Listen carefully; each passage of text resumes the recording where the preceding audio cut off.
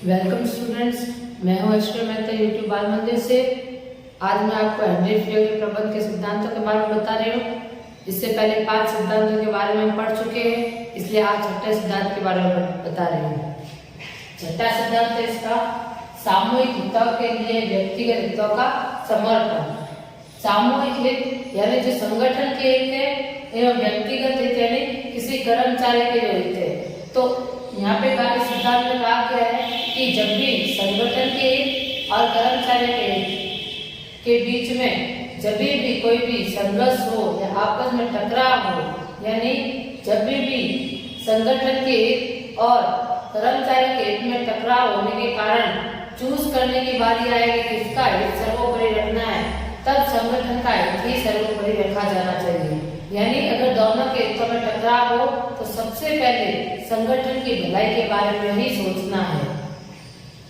अब इसमें लिखा है किसी संगठन में यदि संगठन के हितों एवं व्यक्तिगत हितों में परस्पर संघर्ष हो तो संगठन का हित सर्वोपरि होना चाहिए। यानी संगठन को सबसे ज्यादा महत्व दिया जाएगा जब टकराव की स्थिति आए तब, वरना तो दोनों के हितों को प्रबंध तो यही कोशिश करता है कि दोनों के हित एक दिशा में चले, दोनों के हित जो एक दिशा में चले। पहले भी पढ़ चुके हैं प्रबंध हमेशा यही कोशिश करता है कि दोनों के एक ही दिशा में एक ही डायरेक्शन में चले। लेकिन कभी ऐसी परिस्थितियां उत्पन्न हो जाए जब दोनों के एक ही दिशा में नहीं चले, आपस में टकराव हो जाए, उस समय संगठन का हित ही सबसे ज्यादा सर्वोपरि माना जाएगा। संगठन की भलाई के बारे में ही सोचा जाएगा और इसके लिए व्यक्तिगत हितों का त्याग होना चाहिए। और उस समय व्यक्तिगत हितों या कर्मचारी के जो हित है उस समय के लिए त्याग होना चाहिए। इसका मैं एग्जांपल देके दिखाती हूँ आपको। जैसे एक साल संगठन का लॉस हो रहा है, यानी इस साल संगठन का लॉस हो रहा है और संगठन कर्मचारियों को बोनस देने की हालत में नहीं है, तो उस समय ये कर्मचारी जो है वो बोनस लेना चाहते हैं, उनको बोनस चाहिए, लेकिन संगठन की इस हालत में नहीं, लॉस की वजह से उसके पास इतना प्रॉफिट नहीं है कि उस कर्मचारी को प्रॉफिट बांट सके एज ए बोनस। तो उस स्थिति में संगठन के लॉस की वजह से कर्मचारियों की जो हित है बोनस का वो उन्हें नहीं मिलेगा, कर्मचारियों को उस साल बोनस नहीं दिया जाएगा। उस समय संगठन के बारे में सोचा जाएगा, संगठन के बारे में सबसे पहले सोचा जाएगा और संगठन के लिए जो पैसे जो भी प्रॉफिट पिछले साल का बचा हुआ है वो संचय किया जाएगा, यानी बचाया जाएगा और आगे आने वाले सालों में काम लिया जाएगा, क्योंकि इस साल संगठन ने कोई भी प्रॉफिट नहीं कमाया, उसको कर्मचारियों में नहीं बांटा जाएगा। तो ऐसी परिस्थिति में यहाँ पे कर्मचारियों के बारे में सोचने के बजाय जो है संगठन के बारे में सोचा गया है। और यही जो टकराव है, यही जो टकराव से हमें पता चलता है कि जब भी ऐसी स्थिति आती है जब दोनों आपस में टकराएंगे तो उस समय संगठन के बारे में सबसे पहले सोचना होगा। संगठन का एक मतलब सामूहिक हित, संगठन का भला होगा तो अपने आप ही कर्मचारियों का भी भला हो जाएगा और बाकी के जो भी प्रबंधक है, मैनेजर है, जिनको भी सैलरी मिलती है या मालिक है, क्रेडिटर्स है, डेबिटर्स है, सबका एक साथ भला हो। अगर संगठन कमाएगा तो सबको पैसे मिलेंगे, लेकिन अगर संगठन भी लॉस में चला गया तो किसी को कोई फायदा नहीं होगा। इसलिए उस स्थिति में संगठन के बारे में ही सोचा जाना चाहिए और व्यक्तिगत हितों का समर्पण या त्याग होना चाहिए। अतः प्रबंधकों को यह ध्यान में रखना चाहिए कि ऐसी परिस्थितियां उत्पन्न न हो पाए।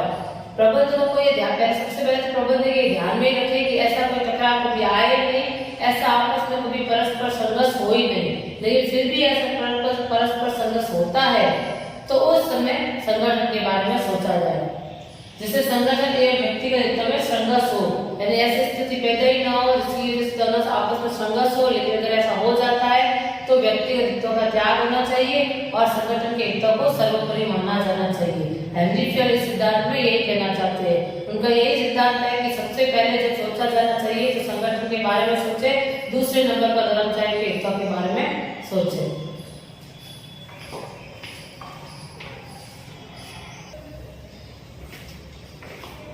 तो सातवां सिद्धांत है हेनरी फियर के प्रबंध का सातवां सिद्धांत है कर्मचारी का प्रतिफल। यानी कर्मचारी के इसमें बताया गया है कि कर्मचारी को प्रतिफल किस हिसाब से मिलना चाहिए। प्रतिफल यानी होता है वेतन या मजदूरी। जो भी कर्मचारी एक संगठन में काम करते हैं उसको कितनी वेतन मिलनी चाहिए, कितनी मजदूरी मिलनी चाहिए, उसके बारे में यह सिद्धांत बनाया गया है।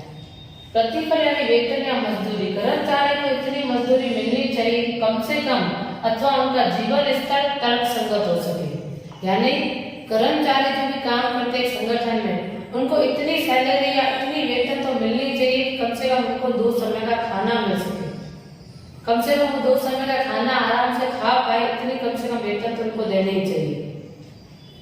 लेकिन साथ ही कंपनी की भुगतान क्षमता की सीमाओं में होनी चाहिए।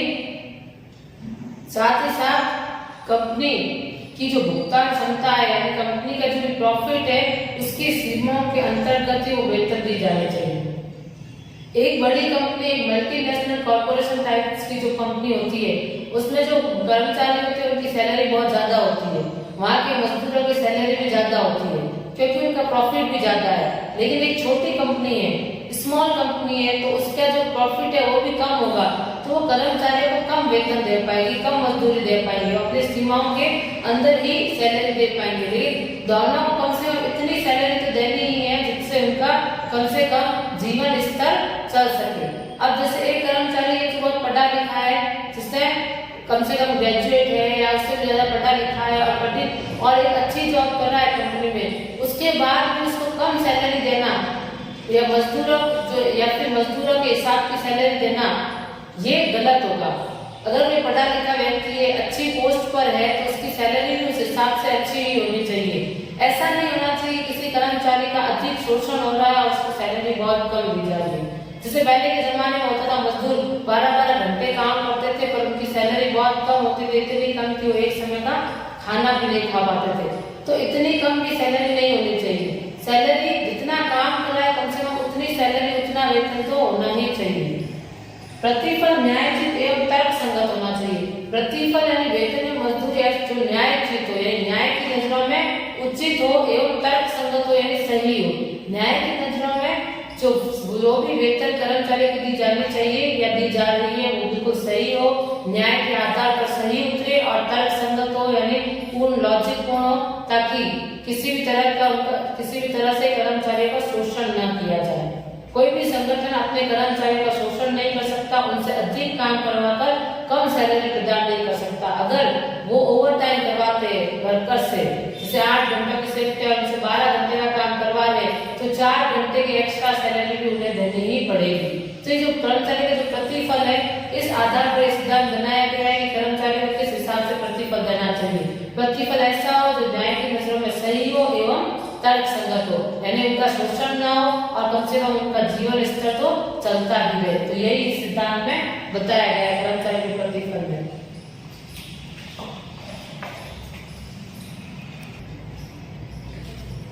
तो 8वां सिद्धांत है केंद्रीकरण एवं विकेंद्रीकरण। केंद्रीकरण का मतलब होता है अधिकारों को एक व्यक्ति के पास रखना, और विकेंद्रीकरण का मतलब होता है अपने अधिकारों को अनेक व्यक्तियों में बांट देना, यानी एक से ज्यादा व्यक्तियों में अधिकारों को बांट देना। कोई भी संगठन अगर बड़ा है तो वहां पे एक व्यक्ति सारे निर्णय नहीं ले सकता। अगर संगठन बहुत बड़ा है तो फैसले या निर्णय भी बहुत ज्यादा होंगे, विभाग बहुत ज्यादा होंगे, तो उस समय एक अकेला व्यक्ति हर विभाग के निर्णय लेने लगा तो टाइम बहुत ज्यादा वेस्ट हो जाएगा, बहुत ज्यादा टाइम लगेगा एक व्यक्ति को सारे निर्णय लेने में। तो उस समय में व्यक्ति अपने अधिकारों को सब लोगों में थोड़ा थोड़ा बांट देता है। जैसे एक बड़ा संगठन है, उसमें सेल्स डिपार्टमेंट अलग है, प्रोडक्शन डिपार्टमेंट अलग है, रिसर्च और डेवलपमेंट डिपार्टमेंट अलग है और 1-2 और विभाग बनाए गए। तो ऐसे समय में जब इतने 4-5 विभाग है और 2-3 प्रोडक्ट वो एक्स्ट्रा बनाती है, जैसे वो अलग अलग तरह के बिस्किट बनाती है, कॉस्मेटिक्स बनाती है और मेडिसिन भी बनाती है। तो इस समय जब इतने सारे विभाग है तो एक अकेला व्यक्ति सारे निर्णयों को नहीं ले सकता। अगर वो सारे निर्णयों को लेगा तो बहुत अधिक समय चला जाएगा। तो उस समय वो अपने अधिकारों को थोड़ा थोड़ा समय बांट देगा। सेल्स डिपार्टमेंट को ये अधिकार दे देगा कि वो अपने हिसाब से मार्केटिंग स्किल्स को डेवलप करे या मार्केटिंग स्किल को सोचे, अपने हिसाब से एडवर्टाइजमेंट करवाए और अपने हिसाब से ही पैकिंग वगैरह करवा के माल को बेचे। प्रोडक्शन डिपार्टमेंट को अधिकार दे देगा कि वो अपनी जरूरत के हिसाब से रॉ मटेरियल कच्चा माल खरीदे और उत्पादकता में क्वालिटी लेके आए। रिसर्च और डेवलपमेंट वाले डिपार्टमेंट को भी अधिकार दे देगा कि अपने हिसाब से सर्च करे, रिसर्च करे और नए नए तकनीकें ढूंढे। इस समय उन सबको थोड़े थोड़े अधिकार देने से क्या होगा कि जो मेन व्यक्ति है, जो सबसे बड़ा प्रबंधक है, उसके पास काम कम रह जाएगा, उसके पास नियोजन का काम रह जाएगा, जो मेन इंपॉर्टेंट होता है योजना बनाने का काम, प्लानिंग करने का जो काम है वो उसके पास रह जाएगा। बाहर के वातावरण को देखते हुए संगठन में कौन से बदलाव लाने हैं वो सब देखने में उसका ध्यान जाएगा। अगर वो छोटे छोटे निर्णय भी खुद लेने लगा तो बाहर के जो बड़े बड़े निर्णय हैं वो कभी लेने का उसके पास समय ही नहीं रहेगा।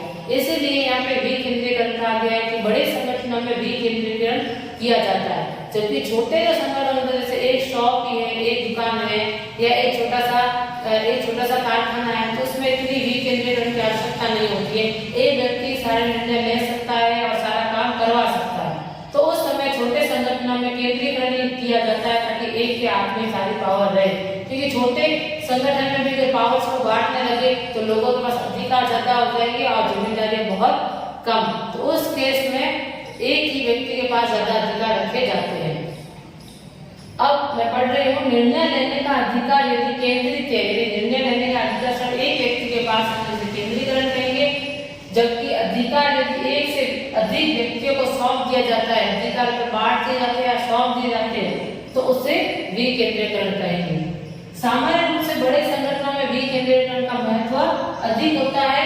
इसमें निर्णय के अधिकार कई लोगों में कार्य और विभागों के अनुसार बांट दिए जाते हैं। बड़े संगठनों में कार्य और विभागों के आधार पर उन्हें अधिकार दिए जाते हैं। जैसे मैं एक एग्जाम्पल लेके दिखाती हूँ। हमारा देश भारत में जो है विकेंद्रीकरण किया गया है। जैसे पहले प्रधानमंत्री सबसे ऊंचे सबसे बड़े, उसके बाद उसके नीचे आते हैं सीएम, हर स्टेट के सीएम होते हैं यानी चीफ मिनिस्टर, उसके बाद आते हैं एमएलए, कलेक्टर्स, फिर पंचायत यानी गांव के लेवल पर पंचायत। तो सबके लिए सबके पास अपने अपने अधिकार है, यानी जो गांव में जो भी निर्णय, गांव से जुड़ा हुआ जो भी निर्णय होगा वो पंचायत लोग ही लेंगे या पंचायत ही लेगी। गांव से जुड़े हुए जो भी निर्णय होते हैं वो सिर्फ पंचायत लेती है। उसके बाद डिस्ट्रिक्ट लेवल पर जो भी निर्णय होते हैं वो कलेक्टर लेते हैं। उसके बाद एक स्टेट के जो भी डिसीजन होते हैं, जो भी निर्णय होते हैं वो सीएम लेता है। और पूरे देश के आधार पर जो निर्णय लिए जाते हैं वो फिर प्रधानमंत्री लेते हैं। तो सबको अपने अपने एरिया का अधिकार दे रखा है।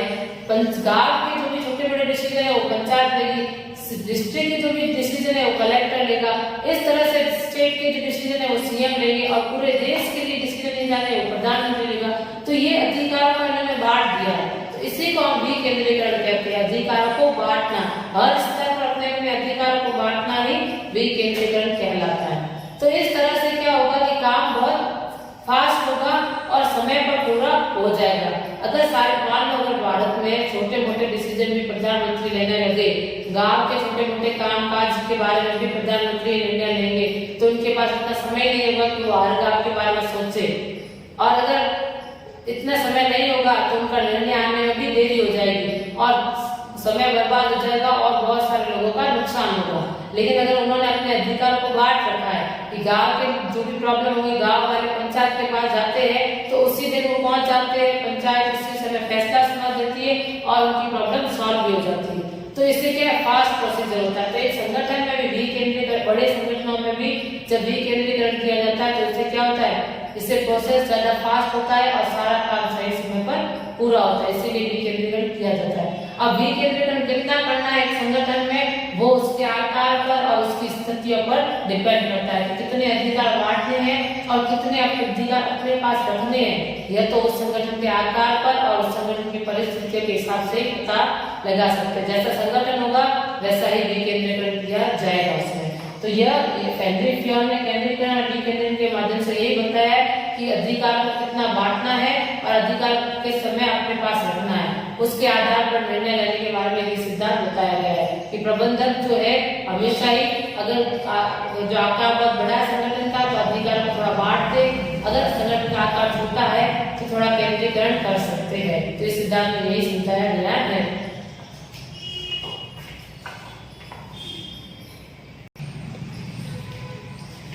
तो नाइन्थ नंबर पर सिद्धांत है सोपान श्रृंखला। सोपान श्रृंखला का मतलब होता है एक चेन, जिसे इंग्लिश में कहते हैं स्केलर चेन, यानी एक तरह की चेन। किसी भी संगठन में एक चेन बनी हुई होती है, उच्च अधिकारियों से लेकर नीच अधिकारियों तक एक चेन बनी हुई होती है। जैसे कि आप पिक्चर में या फिगर में देख रहे होंगे कि इसमें कैसा चेन बनी हुई है। ये एक सबसे बड़ा अधिकारी है, इसके अंदर में 2 अधिकारी आते हैं, फिर इनके अंदर में एक अधिकारी एक अधीक्षक आता है, फिर सी के अंदर में डी अधीक्षक आता है, और ऐसे करके एक दूसरे के अंदर एक अधिकारी और एक अधीक्षक बने हुए और इस तरह से एक पूरी चेन बनी हुई होती है। किसी भी संगठन में कार्य करने के लिए पूरी चेन बनी होती है। जैसे ए जो है अपनी कोई भी प्लानिंग वगैरह कोई भी बात बी को बताएगा और बी के द्वारा सी को पता चलेगी, सी के द्वारा डी को पता चलेगी, डी के द्वारा ई को, ई के द्वारा एफ और एफ के द्वारा जी को पता चलेगी। अगर कोई बात डायरेक्ट ए को जी को बतानी है तो वो डायरेक्ट नहीं बता सकता, उसको इस सारे स्टेप से होते हुए ही बात पहुंचानी पड़ेगी। और जी अपनी कोई भी बात अगर ए तक पहुंचाना चाहता है तो वो सीधा नहीं पहुंचा सकता, उसको सबसे पहले अपनी बात एफ को बतानी होगी, एफ के बाद ई को, ई के बाद डी को, इस तरह से चेन चलती हुई जाएगी और ए के बाद वो संदेश पहुंचेगा। तो ये जो स्केलर चेन है इसी को सोपान श्रृंखला कहते हैं, इस चेन को ही सोपान श्रृंखला कहते हैं, जिसमें अधिकारी और अधीक्षक की एक कड़ी बनी हुई होती है। किसी भी संगठन में उच्चतम अधिकारी एवं अधीक्षक कर्मचारी होते हैं, यानी संगठन चाहे कोई भी हो लेकिन सब में एक अधिकारी और एक अधीक्षक तो होगा ही, क्योंकि बिना सारे अधीक्षक होंगे ऐसा भी नहीं हो सकता और सारे अधिकारी ही हो ऐसा भी नहीं हो सकता। कोई ना कोई तो अधीक्षक होगा और कोई ना कोई अधिकारी होगा। उच्चतम पद से निचतम पद की औपचारिक अधिकार रेखा को सोपान श्रृंखला कहते हैं, यानी उच्चतम पद से जो निम्न स्तर की जो निम्नतम पद की जो औपचारिक रेखा है, औपचारिक यानी फॉर्मल, जो ये फॉर्मल रेखा है या औपचारिक रेखा है अधिकारों की, उसी को हम सोपान श्रृंखला कहेंगे। यानी जो जी है वो एफ उसका बॉस है, जी का बॉस एफ होगा और एफ का बॉस ई होगा। इसी तरह से इन सबका बॉस ए है, बी का बॉस भी ए है और सी का बॉस होगा बी। तो इस तरह से ये अधिकारों की जो रेखा बनी हुई है, इस रेखा को सोपान श्रृंखला कहेंगे। उच्चतम अधिकारी से लेकर नीचे के अधिकारी के बीच एक कड़ी रहनी चाहिए। उच्चतम अधिकारी से लेकर नीचे के अधिकारी के बीच में एक कड़ी है जो बनी हुई, आप देख रहे हो कि किस तरह से ये कड़ी बनी हुई है। तो उच्चतम अधिकारी से लेकर नीचतम अधिकारी के बीच में कड़ी है जिसकी वजह से वो अपने संदेश पहुंचाता है और संदेश वाहन इस कड़ी के द्वारा ही होना चाहिए। और जो संदेश वाहन है अपनी बात को पहुंचाने का जो रास्ता है वो इसी के द्वारा इस चेन को होते हुए ही जाना चाहिए। कभी भी जी है अपनी बात पहुंचाने के लिए सीधा ए के पास नहीं जाएगा, सीधा ए के ऑफिस नहीं जाएगा, वो सबसे पहले एफ की ऑफिस ही जाएगा। लेकिन यहाँ पे एक और है, अब आप सोच रहे होंगे कि अगर जी को अपनी कोई भी बात पहुंचाने के लिए इतने सारे स्टेप से जाना पड़ेगा तो सारा टाइम वेस्ट हो जाएगा, कितना वक्त लग जाएगा एक तो पहुंचने के लिए। तो उस समय जब परिस्थितियां खराब है, उस समय जहाँ समय की बहुत ज्यादा कमी है, अगर उस समय भी इस सारे स्टेप से बात होती हुई जाएगी या संदेश होता हो जाएगा तो डिसीजन देने में बहुत लेट हो जाएगा। तो इसमें इस सिद्धांत में यह भी कहा गया है कि अगर इमरजेंसी हो या ऐसी परिस्थितियां उत्पन्न हो चुकी है जहां फास्ट डिसीजन की आवश्यकता है तो उस समय जी सीधा ए के पास भी जा सकता है, लेकिन उससे पहले उसको एफ की परमिशन लेनी पड़ेगी। जी को पहले एफ की परमिशन लेनी पड़ेगी, उसके बाद ही वो सीधा ए के पास जा सकता है, वो भी उस केस में जहां परिस्थितियां बहुत खराब है या इमरजेंसी केस में ही वो जा सकता है। बाकी किसी भी परिस्थिति में जी जो है ए के पास नहीं जा सकता। अब जो यहाँ पर एक लाइन बनाई है, एफ से के जुड़ा हुआ है, यानी एफ और के जो है एक ही लेवल के अधिकारी है। आप देख रहे हैं बी और एच एक ही लेवल के अधिकारी है, सी और आई भी एक ही लेवल के अधिकारी है। मैंने 2 बार लिख दिया है।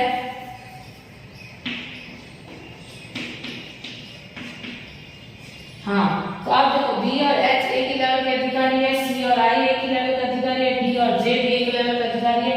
इस तरह से सारे जो एक ही लेवल के अधिकारी है ये एक दूसरे से संपर्क कर सकते हैं। तो यहाँ पे जो एफ है वो सीधा एल से संपर्क कर सकता है, उसको जरूरी नहीं है कि वो A D C B A H I J K और फिर एल तक पहुंचे, तो ऐसा भी कोई जरूरी नहीं है। लेकिन अगर एफ को सीधा एल से संपर्क करना है तो उससे पहले उसे अपने बॉस ई की परमिशन लेनी पड़ेगी, अपने उच्च अधिकारी ई की परमिशन लेकर ही वो एफ जो है सीधा ए एल से कांटेक्ट कर सकता है। वो भी इमरजेंसी के केस में ही कर सकता है। अगर एफ को बहुत ज्यादा जरूरी काम है या फैसला बहुत जरूरी लेना है तो उस समय ही इमरजेंसी केस में ही एफ एल से डायरेक्ट कांटेक्ट कर पाएगा, ई की परमिशन होनी जरूरी है। तो ये है पूरी सोपान श्रृंखला, जिसमें इसी तरह से जो संदेश वहन होता है और लोग जो अधिकारी है वो इसी तरह से जुड़े हुए किसी भी संगठन में रहते हैं। तो फियोल इस सिद्धांत में यही कहना चाहता है कि किसी भी संगठन में एक तरह की स्केलर ट्रेन होनी ही चाहिए, ताकि सबको पता रहे कि कौन उच्च अधिकारी है और कौन निम्न अधिकारी है, यानी सबको पता रहे कि कौन किसके नीचे काम कर रहा है। जैसे ई जो है वो डी के नीचे काम कर रहा है, तो उसे ये पता होना चाहिए कि वो सी के भी नीचे है और बी से भी नीचे है, यानी उसके ई के कितने बॉस है ओवरऑल, ए बी सी और डी, ये चारों उनसे उच्च अधिकारी है रिपोर्टिंग, और लेकिन ई को रिपोर्टिंग डी के पास ही करनी है, लेकिन इस ई के ऊपर 4 अधिकारी है। तो उसको पता होना चाहिए कि कौन बॉस बना हुआ है और कौन उसका अधीनस्थ बना हुआ है। तो इसके यह जानकारी रखने के लिए ही इस तरह का चयन का होना आवश्यक है, ताकि इस चयन के माध्यम से पता लगा सके कि कौन उच्च अधिकारी है और कौन नीचे अधिकारी है, किसको रिपोर्टिंग करनी है, किसको अपनी बात बतानी है, किसको नहीं बतानी है, किससे डायरेक्ट कांटेक्ट कर सकते हैं, किससे डायरेक्ट कांटेक्ट नहीं कर सकते। यह सब बातें इस चयन के माध्यम से फियोल ने इस संगठन में बताने का रास्ता बताया। तो यह है फियोल का जो भी नवा सिद्धांत है सोपान श्रृंखला के बारे में, जिसमें ये श्रृंखला बनाई जाती है और इस तरह से संदेश वहन किसी भी संगठन में होता है।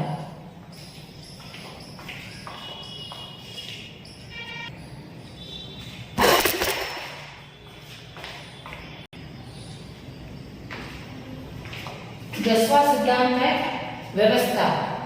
व्यवस्था का मतलब होता है कि किसी भी संगठन में जो भी वस्तु रखी गई है वो व्यवस्थित हो एवं वहाँ के कर्मचारी, वहाँ के ऑफिसर अपने सही स्थान और सही समय पर सही स्थान पर मिले, तो उसी को हम व्यवस्था कहते हैं।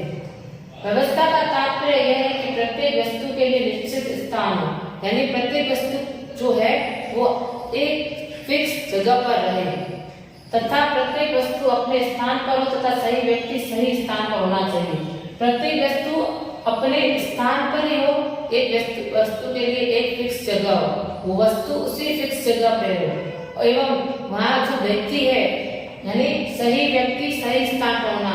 जो एक व्यक्ति है वो अपने ही स्थान पर होना चाहिए। एक स्कूल में एक प्रिंसिपल ऑफिस होता है, तो प्रिंसिपल जो है उसी ऑफिस में होना भी चाहिए। प्रिंसिपल ऑफिस में अगर और टीचर्स बैठने लगे, प्रिंसिपल और किसी ऑफिस में बैठेगा तो व्यवस्था बिगड़ जाएगी। आप लोग अगर आपके पेरेंट्स आते हैं स्कूल में प्रिंसिपल को ढूंढने के लिए, प्रिंसिपल के काम के लिए, तो प्रिंसिपल को किस रूम में मिलने जाएगी? ऑफिस में तो कोई और टीचर्स बैठे।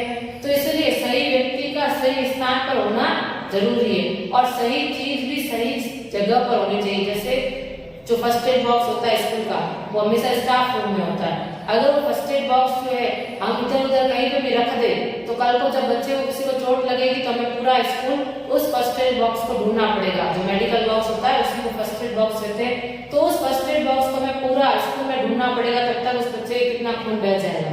तो इस तरह से जो चीजें है, जो वस्तु है, वो सही जगह पर होनी चाहिए। उसके लिए पहले निश्चित जगह होनी चाहिए, यानी फर्स्ट एड बॉक्स के लिए निश्चित जगह स्टाफ रूम, फिर वो उस जगह पर होना भी चाहिए।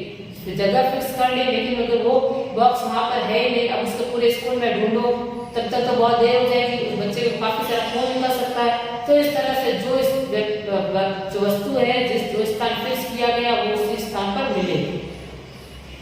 यदि प्रत्येक चीज के लिए स्थान निश्चित है तथा उस स्थान पर वह है तो व्यवसाय की क्रियाओं में कोई विविधता पैदा नहीं होगा, इससे उत्पादकता में वृद्धि होगी। अगर प्रत्येक चीज के लिए एक फिक्स जगह है, जैसे जो एक संगठन में जो है टूल बॉक्स की एक फिक्स जगह है, जो भी मशीन रिपेयर करने के लिए टूल बॉक्स की एक सही जगह है, अगर वो टूल बॉक्स हमेशा उसी सही जगह पर मिलेगा तो कर्मचारी फट से दौड़ कर जाएगा, टूल बॉक्स लाएगा और मशीन को रिपेयर कर देगा। लेकिन अगर फिक्स जगह नहीं होती टूल बॉक्स की तो कर्मचारी पूरे संगठन में कहाँ ढूंढता उसे, और मशीन खराब रहने की वजह से सारे कर्मचारी जो है वो भी निकम्मे हो जाते, कर्मचारी फ्री हो जाते, तो वो समय की बर्बादी, और कर्मचारी को तो वेतन देना ही पड़ेगा। एक संगठन में जो कर्मचारी को तो वेतन देना ही पड़ेगा, लेकिन मशीन खराब होने की वजह से वो तो काम नहीं कर पाए, तो इससे संगठन का लॉस हो जाएगा। और अगर जो टूल बॉक्स है अपने सही स्थान पर सही जगह पर मिल जाता है और सही स्थान हमें पहले से पता है, वो उसी से जगह से मिलता है, तो मशीन जो है फटाफट रिपेयर हो जाएगी और इससे मजदूर जो है फ्री भी नहीं बैठ पाएंगे और उत्पादकता में भी वृद्धि होगी। तो इससे उत्पादकता में वृद्धि होगी। अगर टाइम वेस्ट नहीं होगा तो उत्पादकता बढ़ेगी। अगर किसी भी चीज को ढूंढने के लिए पूरे संगठन में या पूरे कारखाने में जाना पड़े, कारखाने का हर एक कोना देखना पड़े, तो वो समय की बर्बादी है और उससे उत्पादकता में कमी आती है। लेकिन अगर सही जगह सही स्थान पर मिल जाए तो उससे समय बचेगा। उसी तरह से जो अधिकारी है, अगर अधिकारी के ऑफिस फिक्स है और अधिकारी उसी ऑफिस में हमें मिलते हैं तो हमें उन्हें ढूंढने में आसानी होती है और अपना काम आसानी से करवा पाएंगे। लेकिन अगर अधिकारी अपनी जगह पर नहीं बैठे हुए, वो कहीं और बैठे हुए या उनका स्थान हफ्ते हफ्ते में बदलता रहता है, तो लोगों को उन्हें ढूंढने में बहुत कठिनाई आएगी और उससे समय की ज्यादा बर्बादी होगी। तो इस तरह से अगर सारी चीजें सही जगह पर और सही स्थान पर मिले और जगह पहले से निश्चित की हुई है तो इससे कोई भी व्यवधान उत्पादन नहीं, व्यवधान पैदा नहीं होगी और संगठन की क्रियाएं आराम से चलती जाएगी। और इसी सारी चीज को हम कहते हैं व्यवस्था करना। यही सारी चीजें है व्यवस्था कि एक संगठन की व्यवस्था कैसी है। जिस संगठन की व्यवस्था सबसे अच्छी होती है वो संगठन उतना ही सफल होता है। तो आपके स्कूल में भी हर चीज की व्यवस्था होती है। कौन सी क्लास है, आपकी जो क्लासेस है, अगर बाहर लिखा है 12th क्लास है तो हर दिन, हर दूसरे तीसरे दिन 12th क्लास बदलेगी नहीं कि आज वो 12th क्लास को दूसरे रूम में बैठी है, कल को दूसरे रूम में बैठेगी, परसों और दूसरे रूम में बैठेगी। तो इस तरह से पढ़ाने वाले टीचर्स को कितनी प्रॉब्लम हो जाएगी, उनको आपकी क्लास कितनी बार ढूंढनी पड़ सकती है। और आपको भी कितनी प्रॉब्लम होगी जब आप स्कूल से आओगे, अब आपको रोज क्लासेस बदल रही है तो आज कौन सी क्लास में बैठना है, कल कौन सी क्लास में बैठना है, आपको भी परेशानी होती है। अगर आपका रूम फिक्स है कि आपको इसी क्लास में बैठना है, 12th क्लास का रूम फिक्स है, तो टीचर्स भी समय पर वहां पर आ जाएंगे और आप समय पर आकर बैठ जाओगे, किसी को कोई प्रॉब्लम नहीं होगी। तो इस तरह से व्यवस्था अगर सही हो तो संगठन सही से चल पाता है। तो फ्यूल ने इस सिद्धांत के माध्यम से यही बताया है कि किसी भी संगठन में व्यवस्था सही होनी चाहिए। सभी वस्तु और इंसानों की एक सही जगह, जो अधिकारी की सही जगह निश्चित होनी चाहिए और वो वहीं पर मिलने चाहिए या वो वहां पर होने चाहिए।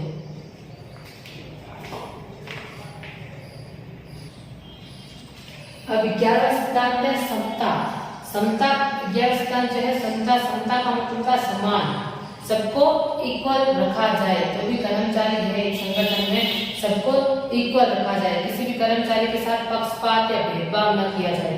संगठन में बहुत सारे जाति के कर्मचारी आते हैं, अलग अलग कास्ट के कर्मचारी आते हैं, अलग अलग जगहों से कर्मचारी आते हैं, तो उनको जगहों के आधार पर या क्या कहते हैं कास्ट के आधार पर, रंग के आधार पर कोई भेदभाव न किया जाए, न लिंग के आधार पर भेदभाव किया जाए, सबसे समान तरह का व्यवहार किया जाए। न किसी को ज्यादा बड़ा रखा जाए, न किसी को ज्यादा छोटा सा रखा जाए। सबको समान भाव से दंड देना है तो सबको समान भाव से दंड दे, सबको पारिश्रमिक भी समान भाव से देने, सबको इक्वलिटी के साथ ट्रीट करें, सब समानता से ट्रीट करें। समता यानी न्याय एवं दयालुता का मिश्रण है। समता का मतलब है न्याय एवं दयालुता का मिश्रण, यानी न्याय करना, सबके साथ दया भाव से न्याय करना। समता का तात्पर्य यह है कि सभी व्यक्तियों को समान भाव से देखा जाए, सभी व्यक्ति इंसान है, सबको एक ही नजर से देखा जाए एवं उनके पारिश्रमिक तथा दंड व्यवस्था में भेदभाव न हो, जिससे कर्मचारी के संगठन में प्रतिष्ठा उत्पन्न होती है। जब भी कर्मचारी को पारिश्रमिक या वेतन वगैरह दे तो समान यानी उनके काम के आधार पर दे, न कि उनकी कास्ट या उनके रंग या उनके लिंग या फिर उनकी जाति या उस जगह के आधार पर दे। उनको अपनी परिश्रम यानी उनकी मेहनत के आधार पर दे, मेहनत के आधार वेतन दे, न कि पक्षपात के आधार पर या अपने रिश्तेदार है तो उनको ज्यादा वेतन दे, ऐसा नहीं करना है। और अगर दंड व्यवस्था है तो दंड सबको समान मिले। अगर 5 कर्मचारियों ने कुछ गलती की है या रूल्स तोड़े हैं तो उन 5 कर्मचारियों को दंड दिया जाए। उनमें से ऐसा नहीं है कि 3 कर्मचारी को दंड दिया जाए और 2 कर्मचारी को दंड ना दे क्योंकि वो उनकी कास्ट के है या उनकी जगह से आए, इस आधार पर तो दंड ना दे, तो ऐसा नहीं करना है। सारे कर्मचारियों को एक जैसा रखना है, किसी के साथ भेदभाव नहीं करना। अगर कर्मचारियों के साथ भेदभाव नहीं करेंगे तो वो निष्ठा से कार्य करेंगे, एक संगठन में को अपना समझकर निष्ठा से कार्य करेंगे। वो भी ये समझेंगे कि हम सबके साथ समानता का जो व्यवहार हो रहा है, इसलिए ये संगठन हमारे बारे में सोचता है। कर्मचारी संगठन के प्रति निष्ठा उत्पन्न हो जाएगी, यानी वो संगठन को अपना समझने लगेंगे, उन्हें भेदभाव जैसा महसूस नहीं होगा। जैसे आप भी क्लासरूम में बैठे होते हो, अगर एक क्लास में अगर 5 बच्चे शरारत कर रहे और टीचर सर किसी 2 को ही पनिशमेंट दे तो बाकी जो 3 है उनको ना दे तो उन 2 को कैसा लगेगा? उन्हें ऐसा लगेगा जैसे हमारे साथ भेदभाव किया गया, हमें क्यों पनिशमेंट मिली, वो थोड़ी सी नफरत करने लगेंगे। इसलिए किसी भी संगठन में या किसी भी स्कूल में या किसी भी जगह पर कर्मचारी या इंसानों के साथ उनके कास्ट के आधार पर या रंग रूप के आधार पर भेदभाव नहीं किया जाना चाहिए। कर्मचारियों को उनके परिश्रम के आधार पर ही वेतन देनी चाहिए, जिससे कि वो संगठन को अपना समझे और दूसरे कर्मचारी भी इसे देखकर खुश होए और मेहनत से कार्य करें। तो समानता से है इस सिद्धांत में यही कहा गया है कि सबको समान भाव से देखे, किसी के साथ भी कोई भेदभाव न करे, भले वो उच्च अधिकारी हो या नीच अधिकारी हो, सबके साथ एक जैसा व्यवहार करे, सबको उनके परिश्रम का मेहनत का फल दे, न कि किसी के साथ भाई भतीजावाद या फिर किसी को किसी की कास्ट ऊंची है तो उसको ज्यादा बढ़ावा दे, कोई नीची कास्ट का है तो उसको अच्छा व्यवहार ना करे या गंदी परिस्थितियों में बिठा के रखे या अच्छा खाना ना दे या अच्छा पीने के लिए पानी ना दे, तो इस तरह से भेदभाव नहीं करना है। जो एक कर्मचारी है, जैसे स्कूल में जिस तरह से स्टूडेंट को एक समान ट्रीट किया जाता है, सारे स्टूडेंट को एक जैसा समझा जाता है, वैसे एक संगठन में भी सारे कर्मचारियों को एक समान समझा जाए, उनके साथ कोई भी भेदभाव नहीं किया जाए। अगर इस तरह केवल के अनुसार अगर इस सिद्धांत का नियम लागू किया जाता है तो संगठन में सारे कर्मचारी अपने आप को संगठन से जोड़ पाएंगे और निष्ठा से कार्य कर पाएंगे और खुश होकर अपना संगठन समझकर और अच्छे से कार्य करेंगे। तो आज मैं इतने ही सिद्धांत समझाऊंगी, बाकी के सिद्धांत हम अगली वीडियो में समझाएंगे। आप मैं जो भी बोर्ड पर लिखाती हूँ लिख लीजिए, क्योंकि ये सिद्धांत सारे इंपॉर्टेंट है, आपके एग्जाम में जरूर पूछे जाएंगे, इसलिए इसको अच्छे से नोट कर लेना और पढ़ लेना।